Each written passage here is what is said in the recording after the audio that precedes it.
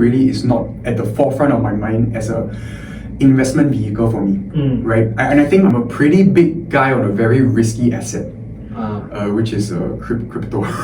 So you're saying allocation to more growthier assets, yes. right? What's your conviction behind the 60-20 allocation? Well, before that, I think when FA crypto is for AI, I think these are potential, but they are so far away from being materialized that I don't even think about them. I think about the ones, of course, high level as well, but like maybe your conviction on the Chinese tech ones. That's quite interesting. So actually, our sharing, right? I think people can understand why, right? Because we're actually more into some of the frontier companies, some of the macro trends globally.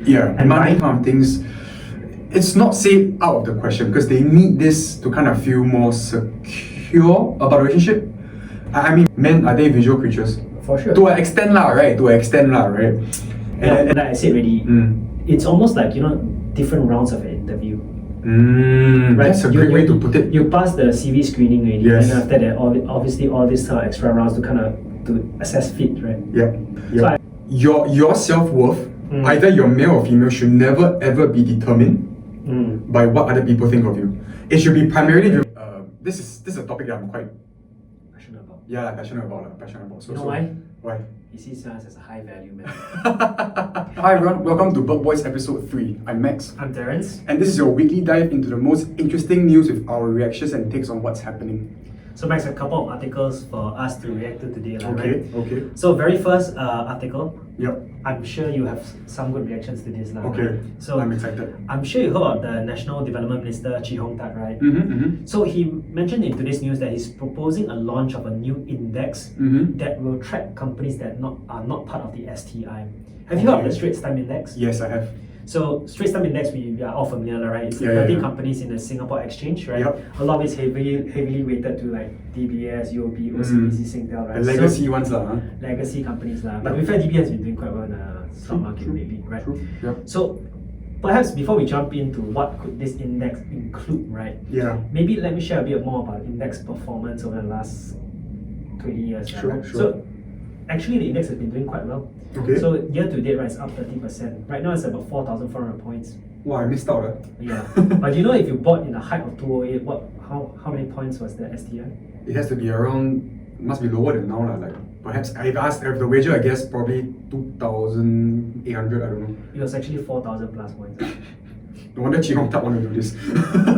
Okay, but so hence despite all these bullish sentiments, right, actually the market, if you bought in the height of 08 till now, it really hasn't really moved anywhere apart from the dividends you've been getting, right? Yeah. So in the same period, right, the S&P has went up multiple times, right? Yeah. I'm sure you're aware. Yeah. Right. Yeah. So if you bought in the height of 08, right, so at 1,000 plus points. Correct. Today's 6,600 points, coming to 7,000 points. Really. So you have like 6-7x. 6-7x your money, correct. Right.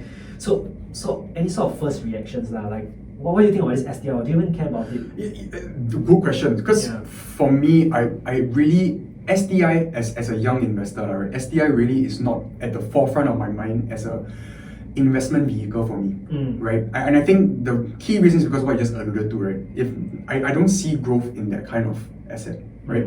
I didn't know that it was been so flat since 2008 till now. So to me, I don't even really think about it at all, to be fair. No historical track record. No historical track record. Like compared to the indexes in the foreign markets, they are performing so much better. Okay. So I think to be fair, so the STI today, right, is probably not representative of the most cutting edge companies in Singapore as well.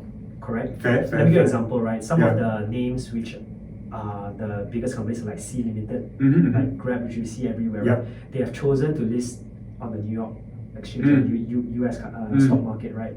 Because I think they believe that they can get better valuations there. Correct. So perhaps the reason why you are also not particularly excited is because there's no growth names there, right? There's no growth names. But I suppose even if all those growth names, you probably would not be interested as well, right? Yeah, I wouldn't be. Any reason why? Okay, because primarily for me, I'm a pretty big guy on a very risky asset, which is crypto. So you're really in the growth, right? Yeah. I'm really quite big into, like, I don't know, my risk appetite now perhaps is quite different from other people. So for me, it's like I see crypto perhaps as a vehicle that can have very, very exponential growth, which is why I'm quite into it. I think that's a very good point, right? Yeah. And I think that why don't you, before you jump into this crypto topic, right? Yes. Can you maybe share like what's your percentage portfolio breakdown in different asset classes, just to give you a sense in terms of your belief in crypto?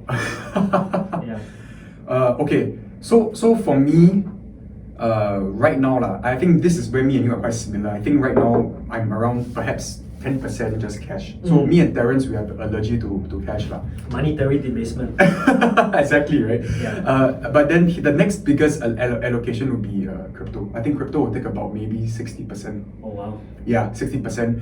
And the remaining 30% will be split into like 20% tech growth stocks, right? And then the last 10% will be indexes lah.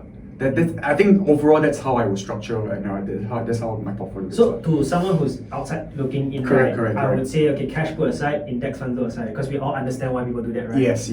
Your 80% allocation to more growthier assets, yes. right? What's your conviction behind the 60-20 allocation? Wait, before that, I think when FAs hear my portfolio, they're gonna jump at me. They say, sir, I think you need to have some asset preservation, all this blah blah blah. Yeah, but they probably jump at you because they cannot earn much commission from you. They give you some commission. Exactly true. Yeah.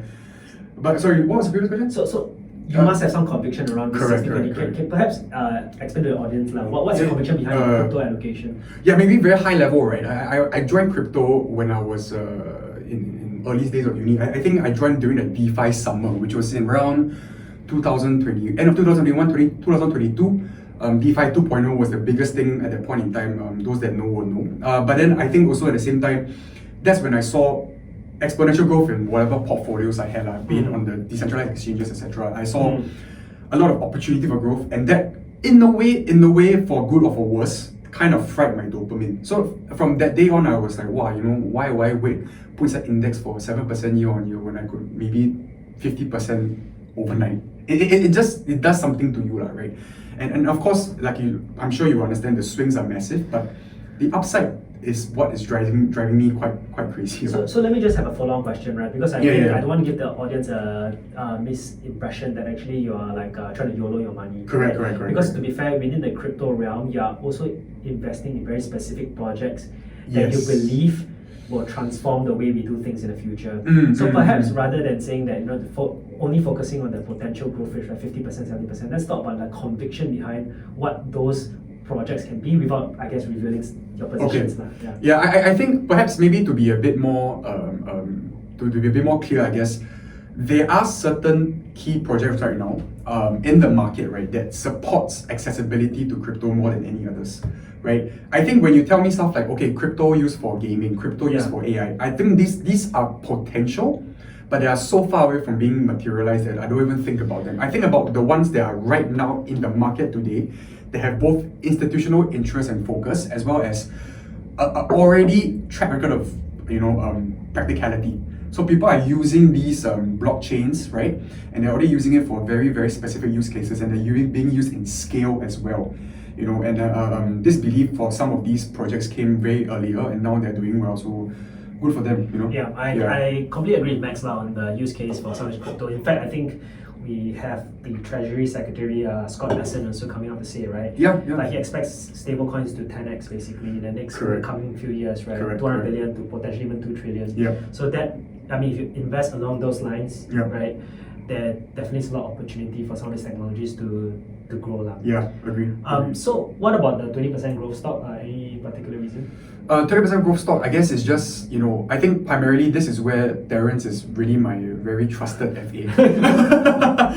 We always share pretty nice ideas. I gave him some crypto ones, he will share with me some of the growth tech ones. And I think maybe Terence, you can take the floor later, you can share a bit about your own portfolio, I guess. Yeah. So I think mine is slightly different from yours, to be honest with you. In fact, actually, I've added more crypto positions because of Max. Yeah, his one is 10% crypto, 90% SSB. So same as you, I think we don't tend to hold too much cash, so about 10% cash. And actually recently I used to hold much less. I hold more right now. It's because I grew up, fair. So I need to. There are lots of the commitments, renovation, things that I need to pay for. 10% crypto. So and this includes all the coins that I invest in, right? So the rest of the money, 80% is split across three assets. Okay. So one is 45% on US stocks. Mm-hmm. So it includes the US tech companies as Mhm, well as some mhm. US blue chips. Mm-hmm. 20% is in China. Wow. And a lot of it is in Chinese tech. Mm. Actually, it kind of grew. It wasn't so big previously, but Okay. it kind of like grew over the last couple of months when Okay. there's almost a revaluation of Chinese tech companies. Okay.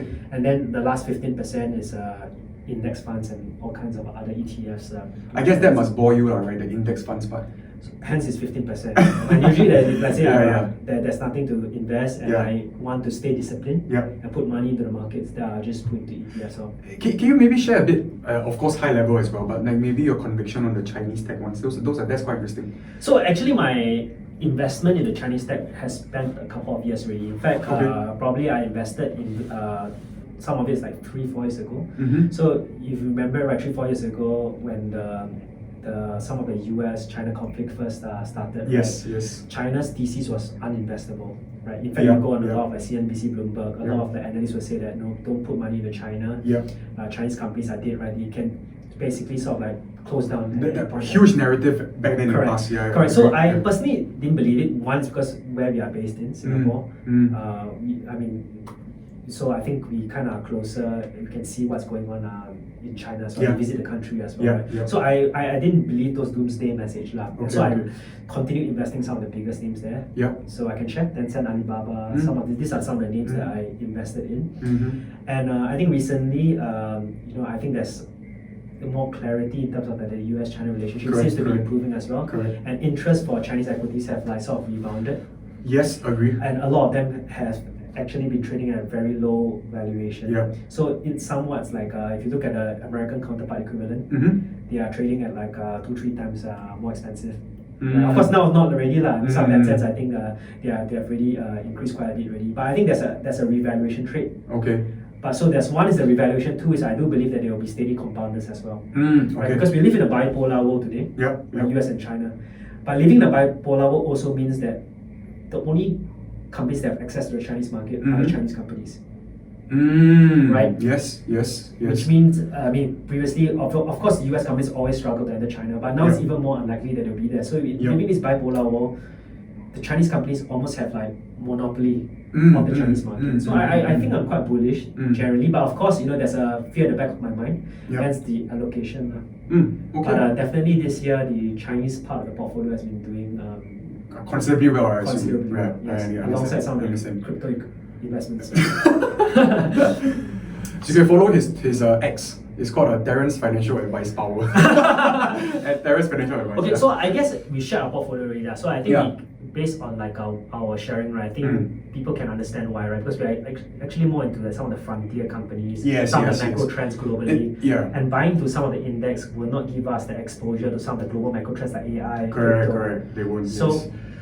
Yeah, and I also think I think to come back to this a bit, right? I also felt that the reason why this STI was not interesting, because if you hear the way we think about it, right, I would say the opportunity to be exposed to stocks that have re-evaluation potential, exposed to the frontier trends, basically more growth levels, right? I think those are the ones that will really grab our attention, the ones that we kind of go for. Because I think maybe perhaps more of my goal right now is to kind of have a bit capital growth, accumulation, right? Not so much preservation. So that I think that's why I have a more Yeah. riskier appetite. So going back to the topic on the macro trends, right? So Yes. some of the things that we want to invest in are the things that everyone is excited and will grow a lot, right? Correct, so correct, AI, correct. crypto, Exactly. and technology, right? That Exactly. really somewhat also change the way we operate. Yes, do yes. things across all segments, all industries. Very right? true. So to wrap this up, right? What do you think? Looking into the Singapore index, what can convince you to invest in? What does the Singapore index need to do, right? To convince you to even put a small allocation into it? What changes do they need to make? It's embarrassing, but they put in one crypto ETF, I straight away buy. They go insert one crypto ETF or whatever. To be fair, you see a lot of job postings, a lot of it seems that some crypto companies are headquartering in Singapore as well. Yeah, But actually, it's not. Yeah, no, exactly. It won't be surprising one day, you have a crypto company within the. Yeah, for sure. There are so many local-based crypto startups in Singapore that I think is such a vibrant ecosystem that it's opportunity to be tapped upon. That's how I feel. So for me, Yeah, I for think you, yeah. similar to you, I don't think it's something that's going to necessarily excite me at this point in time. Correct. But I think the first step would be to broaden and include some of the technology names. So for sure, I think in this study that they're going to do, looking at what to add to the index, right? Let's not just keep to the Singapore Exchange names. Let's broaden it. Let's add the C Limiteds, the Grabs. Yes, agreed. Right? So at the start, at least you capture all this, right? So in fact, it also helps some of these companies to value better as well. Yeah, because sure. they probably have more buying, right? When you want to buy the index, those companies They're also exposed to them as well. 100% true. Okay, so I guess any final words on this investing topic? Do something more STI, please. I want to include you to my portfolio. You promise to allocate 0.1% of this capital. Okay, so shall we move to the next topic? Yes. What else? Second topic. Okay. This one quite funny lah. I don't know if you find it funny or not. Okay. Right? So let me quote this person lah. Yep. So I actually was on Reddit and I saw this thread. Yep. And basically there's this TikToker lady that made this comment and I want you to react to it. Okay. She said, like, I quote, somewhat verbatim, "You better set up your sons with the resources he will need when he grows up. That society treats men poorly if it's perceived of no value or to provide any value. Imagine if he's not academically inclined, can't get a good job, can't get a high-paying job, or is a short king, below average looking man, and yet you never set him up with resources." So basically, she's insinuating somewhat like an Andrew Tate message. Yeah, exactly. Right, you're short, no money, ugly. Exactly. You know, you're cooked. Yeah, you're cooked. Yeah. So, any sort of first reactions on this? I mean, you remember we had this conversation about marriages last week, right? Yeah. And I was telling you that I personally feel that it's quite commercialized now. Like, I mean, in Singapore's context, right? So unfortunately, I think as much as I hate it, this is quite a reality now. Like, I think in a many sense, women might look to men as kind of like a, for lack of a better term, quote unquote provider, right? And if they demand these kind of things, it's not say out of the question because they need this to kind of feel more secure about a relationship. I mean, maybe you can kind of challenge me on this, like how you feel about it also.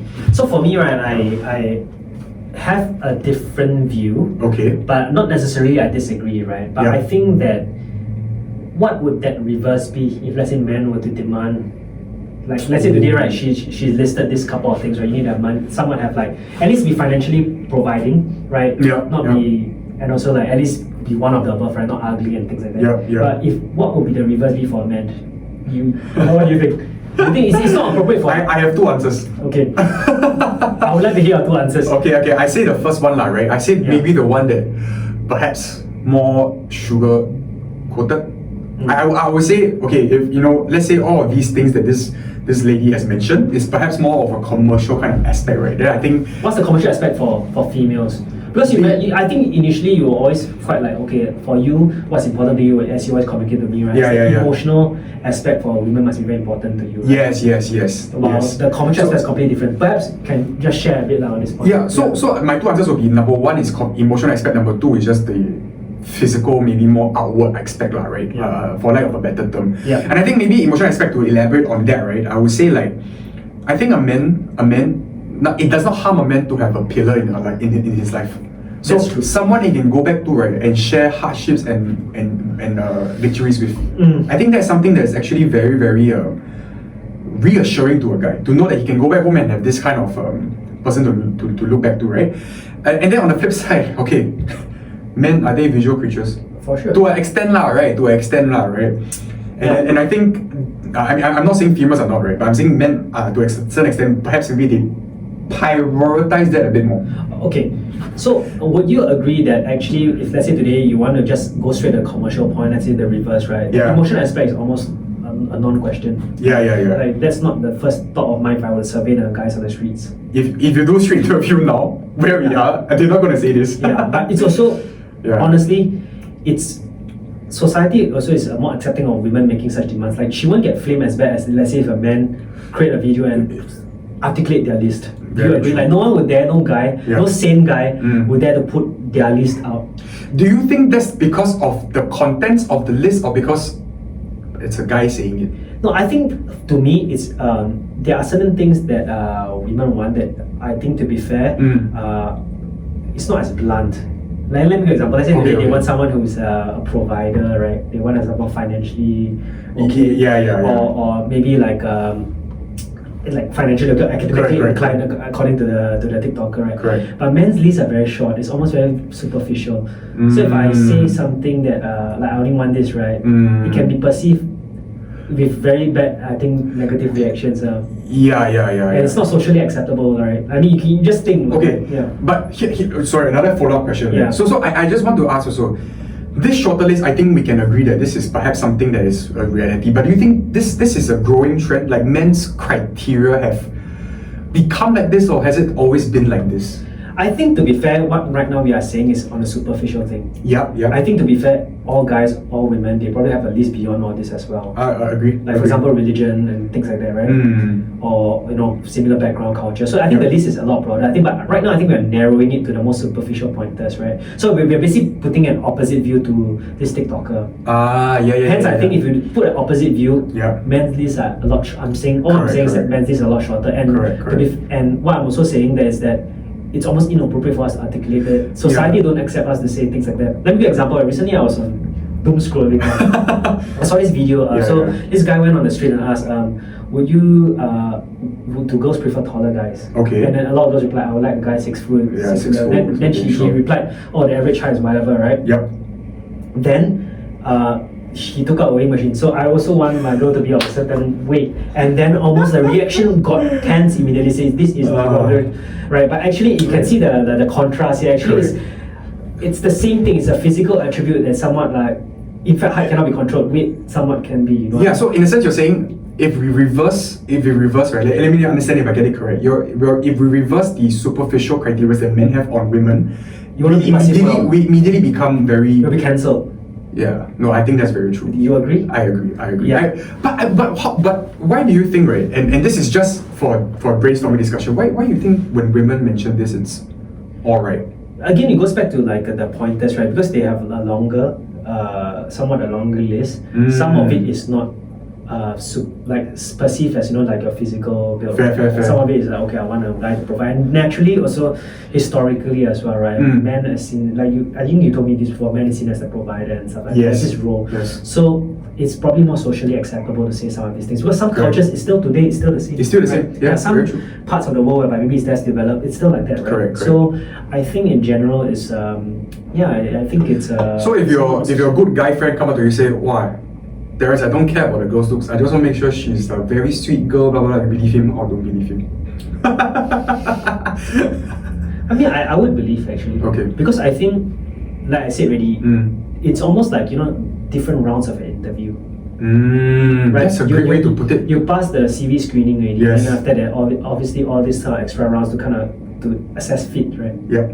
So I see it as the same way. It's just I see it as like entry level kind of requirements. And everyone, in a way, has different tastes. Different spectrum. Different spectrum. So there's no right one fit for anybody. Correct. Yeah, so very true. But I think the point is that it's harder for us to articulate some of these as guys. Very true. I mean, to be fair, I think for men we don't even really discuss about these topics, no? Correct. Yeah. So okay, today, right? What if today you have a guy friend and someone insulted him and saying, you're short, no money, and you're ugly, you're like out of shape. How would you advise this guy? Because then and he has faced this rejection from multiple ladies. Will you say things like, "Oh, don't worry, there'll be one for you," or like, will you give them kind of a harsh message? I will not. I will give neither. And as a matter of fact, I love that question because as myself, right, I'm a firm believer in this. Your self-worth, either you're male or female, should never ever be determined by what other people think of you.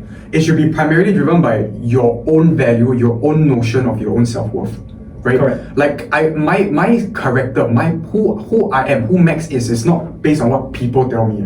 It's based on what I know of myself, who am I, the hardships and the good things I've been through. I think that's the only driving thing that should be shaping that. I disagree. I disagree to this because I think that sometimes, right, people around you might need some form of they don't know what to do. Right, they don't have the right male role models around them. They don't have the right mentorship, right? So I think it just happened that you are quite a self-motivated person. Right? Correct. So like for example, recently you was out of shape, right? You actually lost like 20 over kilos, right? Yeah, I did. Yeah. So like because you're very motivated, you clearly want to do something for yourself, and I think that really changed your mindset, right? Absolutely. Change your outlook, and then that spilled over to almost other aspects of your life as well. Yes. Right now you are super on the ball for a lot of different things. Yeah. You see life holistically. So I think it's the same as well. Like so maybe some people around you just need you to take some part, like, hey, this is what you need to do. Like, look at me. This perhaps you do it. Yeah. And I think most importantly, right, is that when you do these things to become better, right, don't use it as like an avenue such that you do it to get further validation from people. When you do, after you do it, right, so actually our answers connect. So after you do it, right, you should always be like, okay, I am this person because I made myself do this. Correct. Right? I lost 20 pounds based on my own motivation. I know I'm a driven guy. Right? So nobody has to tell you that you're driven. You know, because you stuck to the plan. You know what I'm saying? Yeah. I think that's super big also. Yeah. So I guess moving on from this I just want to I don't know whether there's a linkage really. You know, today we live in a world where there are more people with depression, mental health, right? Yes. Could it be also because we're living in a more commercial world, like where people have this kind of thoughts like you seek that kind of like you're more everything's more commercial, right? Yeah. Like, you know, if today you don't have all these qualities, you are seen as no value. Yeah. And it's on it, to be fair, somewhat is also quite detrimental. Like, because some people maybe don't have the kind of ambition to, or like this is what God you're born with, right? And you kind of like somewhat being looked down by society. Do you think that's a really big cause of like depression or mental health? I think that's a very big topic because I think society does put out to a certain extent, right, how they feel men should be. Yeah. Right? And maybe let's stick on men because that's what we're familiar with. Yeah. So I think society does put out to a certain extent what they believe the ideal male should look like, be like, what job he should have, blah blah blah. But I think no matter what, we all have our own different pathways, right? We all have our own different hierarchy of needs. So I think those just chuck it out the window. Don't need to, in my opinion, I don't need to really listen to what society feeds you about all this kind of stuff. Yeah, it's true. Really. Any final thoughts on this? Any final thoughts on this? I think right. This is a topic that I'm quite passionate about. Yeah, passionate about. So, you know why? Why? He sees us as a high value man. No. All these are it's not short, it's money. Alright, you just shared about crypto investments, right? And, no, but realistically, he's making me lose it. Yeah. Well, but I think, for any of our male viewers out there, even female, sorry, if you guys have any, kind of maybe questions about this, I think Terence and I will be more than happy to kind of speak to you guys, privately about some of them. I do think that this is something that needs more focus and more attention on. So I think that's, be happy to do so. He really went through quite a big transformation recently. I think you can say that really changed your mindset a lot of things, right? I noticed that now you care a lot about more like different aspects, Yeah. Even like investing. Yeah. Up your game for sure. To be fair, I became more open to other ideas about investments and stuff. And I was also like to add some context, I went through this transformation kind of like twice. So I went through that cycle of letting myself go and then getting back, and then letting myself go again and then getting back. So, I did my reps I feel. So, yeah. So I think on my side, I think I agree with you. I think my final thoughts are more like on the mental health side of things. I think that if today someone make that comment, perhaps it's also first evaluate whether you think that there are aspects that you want to improve on. If you don't think that there's an issue, then move on. But if you do think that yes, there are things that I can get better, why not get better? Exactly.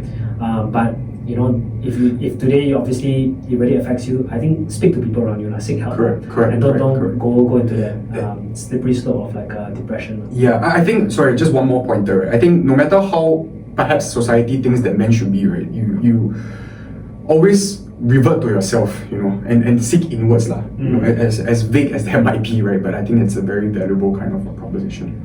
Okay, I think that sounds good. Okay. Great, Moving on to the final topic of the day. Yes, I think final topic. This one is close to you from a proximity standpoint. So, Singaporeans are going a lot to Johor these days. Eat, shop, seek services such as massage and things like that, right? Yeah, very common. And a big part is because it's a lot cheaper in Johor. Correct.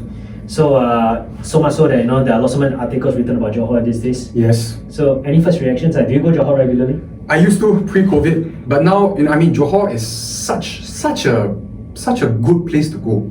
You know what I'm saying? Okay, number one, right? My parents bi-weekly go there and buy groceries. Buy egg. The egg, right? By the way, the egg, right? When it comes out, right? Have you seen Johor egg or not? No. I don't know. The chicken got something different. The Johor egg, right? Inside the egg yolk damn big. Then the egg is like shiny one. Rotated. No, I tell you, and the egg tastes damn good. Like you do scrambled egg, right? It's super good. Okay, sorry, going off topic, but groceries wise, damn good, cheap. The food wise, quality also damn good at 1/3 the price. Although to be fair, the cafes are catching up. I would say that. So it's primarily a cost kind of reason. For me, it's a cost kind of reason to go. Okay, so now a bit of a what if situation, right? So I think for you, it's hard to visualize for you right now because I think right now still with your parents, right? Correct. Say you now move out already, you have your own place already, right? And then you can rent your place already, right? And also your job, let's say you can work fully remote. And given that there's RTS link now coming up, yes, so it's going to fast track moving across the border, right? Correct. Would you consider moving to Johor? So the idea is I go Johor, but I come back Singapore work lah. Yeah, so basically your job will still be in Singapore lah, because but you can have the flexibility to work from home, right? Yes. So you can technically taking a call from Singapore, taking a call from Johor is the same, right? The Wi-Fi same?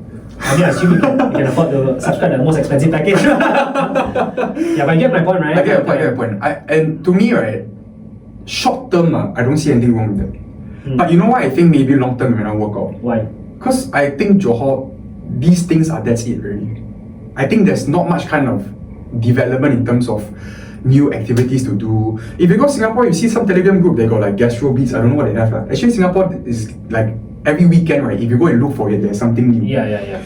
Johor is amazing because of the novelty. It's either the novelty or the kind of like a necessity, right? To buy groceries, like what I'm saying, right?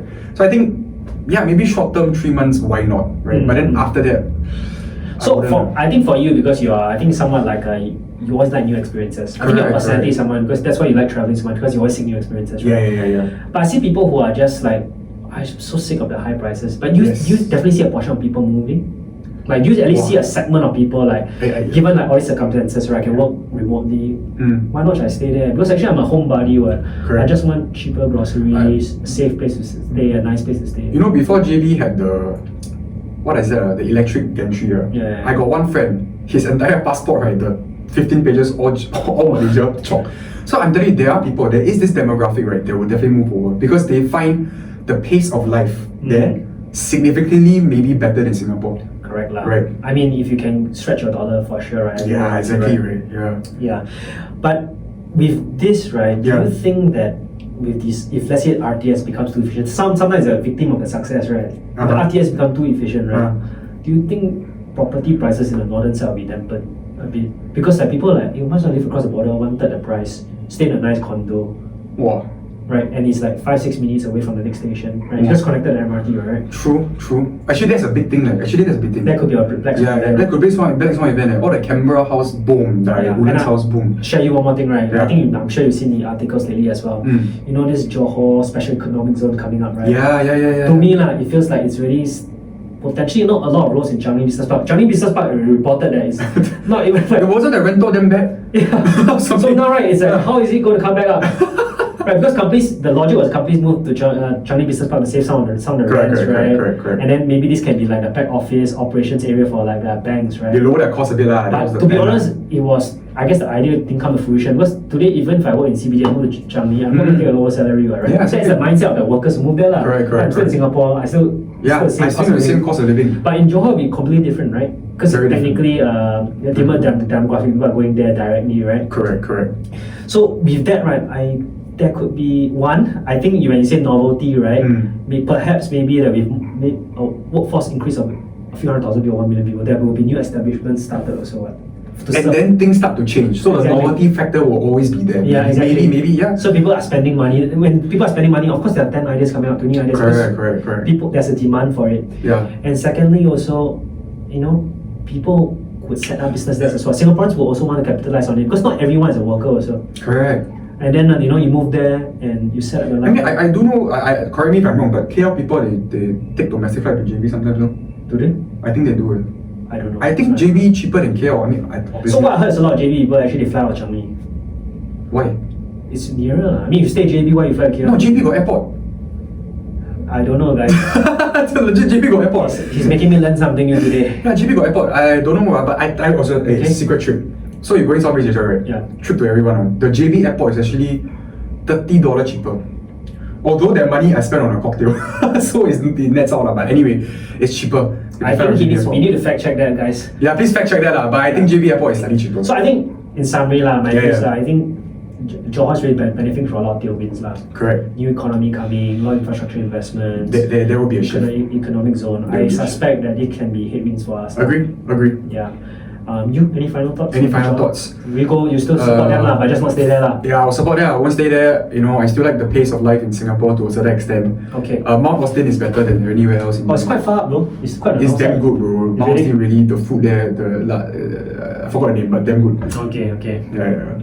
I think, shall we close off? Yep. Alright. I think once again, thanks for taking time to watch this podcast. And also, I think really on a serious note, once again, for the topic about the men's mental health, people's mental health, please drop an email, anything to our link below. It's in the description. We'll be happy to answer to you guys. The high value man will answer. No. Alright. Take care, guys. Bye bye. See you next week.